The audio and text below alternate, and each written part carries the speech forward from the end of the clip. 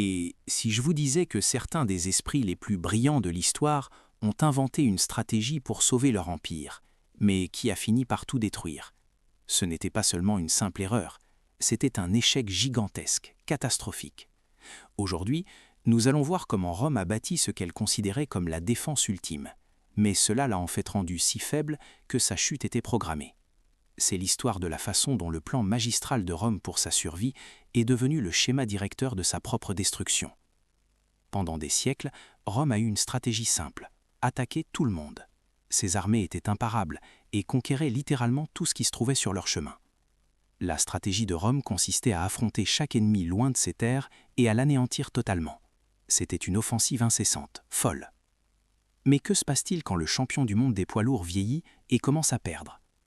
Avec des ennemis sur tous les fronts et des guerres civiles sans fin, Rome a dû abandonner la seule chose qui l'avait rendue si puissante.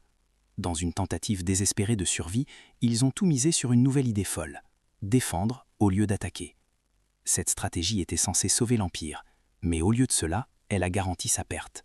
Pour comprendre cette décision insensée, vous devez voir ce qui se passait à Rome.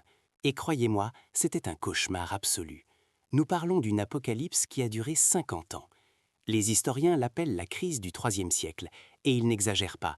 Ils avaient des guerres civiles, des pestes, leur monnaie ne valait plus rien, et ils étaient attaqués sur tous les fronts simultanément. Être empereur était le métier le plus dangereux au monde. Ils étaient tués si rapidement par leurs propres soldats. La plupart ne tenaient que quelques années.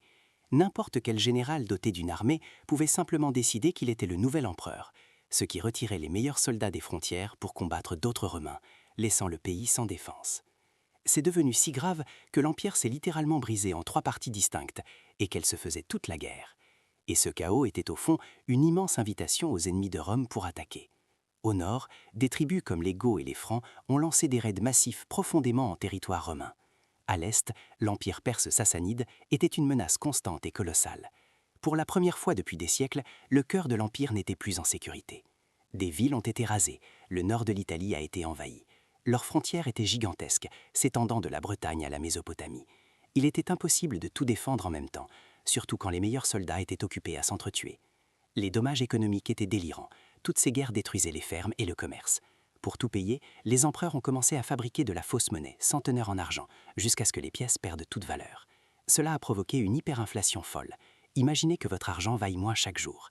L'économie était totalement à terre. Rome manquait d'argent, de soldats et de temps. S'il ne prenait pas de mesures décisives, l'Empire tout entier allait exploser. De tout ce chaos émergent 2 nouveaux chefs, Dioclétien et Constantin. Et ces hommes n'ont pas fait les choses à moitié. Ils savaient que l'Empire était trop grand, il y avait trop d'ennemis et ils étaient fauchés. Ils ne pouvaient pas se permettre de continuer à attaquer. Alors ils ont inventé une nouvelle stratégie folle appelée la défense en profondeur. La logique derrière cela était en fait extrêmement ingénieuse. Au lieu de construire un mur infranchissable de milliers de kilomètres, Rome a créé une défense à plusieurs niveaux. C'était l'exact opposé de tout ce qu'ils avaient fait auparavant. L'objectif n'était plus de maintenir les envahisseurs à l'extérieur. Le plan était de les laisser entrer pour ensuite les anéantir. Voici comment fonctionnait ce plan insensé en 2 parties. D'abord, il y a les troupes frontalières, les limitanés. Considérez-les comme un fil de détente. Ils étaient stationnés dans de nouvelles forteresses ultra résistantes en lisière de l'Empire. Leur travail n'était pas de gagner de grandes batailles. Il consistait à stopper les petites attaques et, en cas d'invasion majeure, à ralentir l'ennemi et à se retrancher dans leur fort jusqu'à l'arrivée des secours. Une fois ce fil de détente déclenché, la deuxième partie entrait en jeu, les comitatenses. C'étaient les superstars, l'élite, une armée extrêmement mobile stationnée au cœur de l'Empire. Dès qu'un ennemi pénétrait, ces hommes se précipitaient sur les lieux, l'encerclaient profondément en territoire romain et l'effaçaient complètement. Sur le papier, cela ressemble à une idée de génie, n'est-ce pas? Et pendant un court moment, on a pu croire que ça fonctionnerait. Mais ce pari immense comportait un mécanisme d'autodestruction caché, et il était pire que n'importe quelle armée ennemie. Quel était donc ce mécanisme secret d'autodestruction? C'est si simple que c'en est effrayant.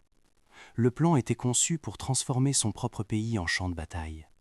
Par conception, il permettait aux armées ennemies de franchir la frontière et de dévaster les provinces romaines avant même que l'armée principale ne se montre.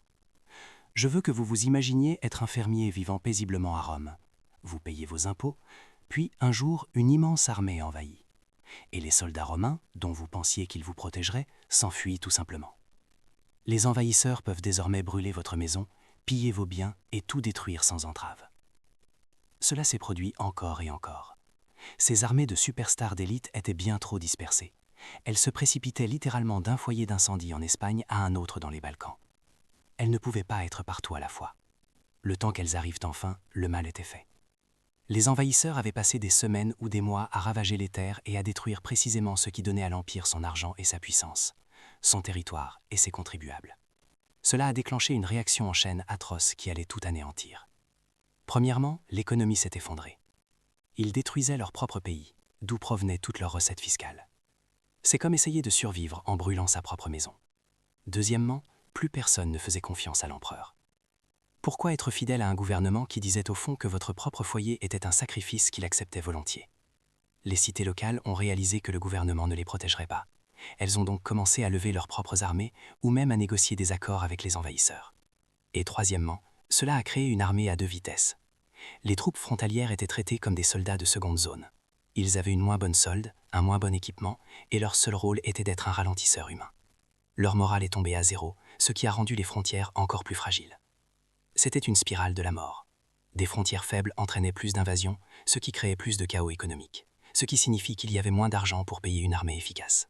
Cette stratégie unique a déclenché un effet domino qui a fait s'effondrer tout l'Empire romain d'Occident. Ce qui devait être un bouclier est devenu une machine d'autodestruction. L'effondrement politique a été pire encore. Puisque les gens ne pouvaient plus se fier à l'empereur, ils ont cherché protection auprès des seigneurs de guerre locaux et même des mercenaires barbares que Rome avait engagés pour combattre. Ces mercenaires ont très vite compris qu'ils détenaient tout le pouvoir. Ils ont donc simplement commencé à prendre le contrôle et à établir leur propre royaume sur le sol romain.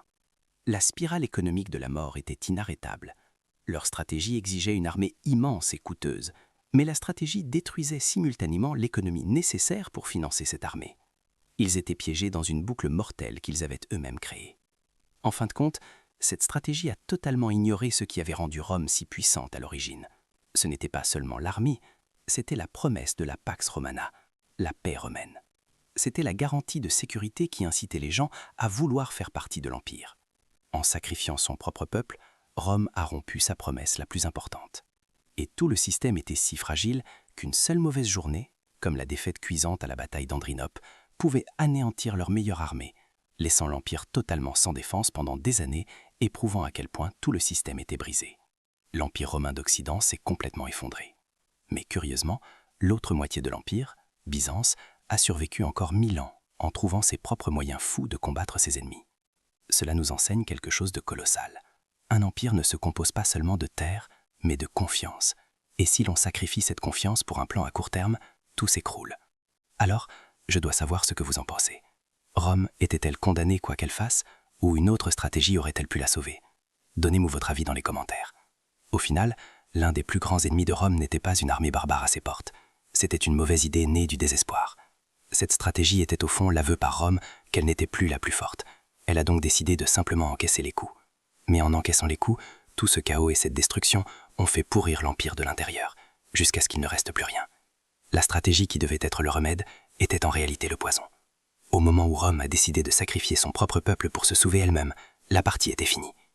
Si cette enquête sur la stratégie fatale de Rome a changé votre vision de l'effondrement des grandes puissances, veuillez vous abonner et aimer la chaîne. Nous mettons en lumière l'histoire que l'on a tenté d'enterrer. Semez les graines pour l'avenir. Le prochain trésor de connaissances sera bientôt révélé.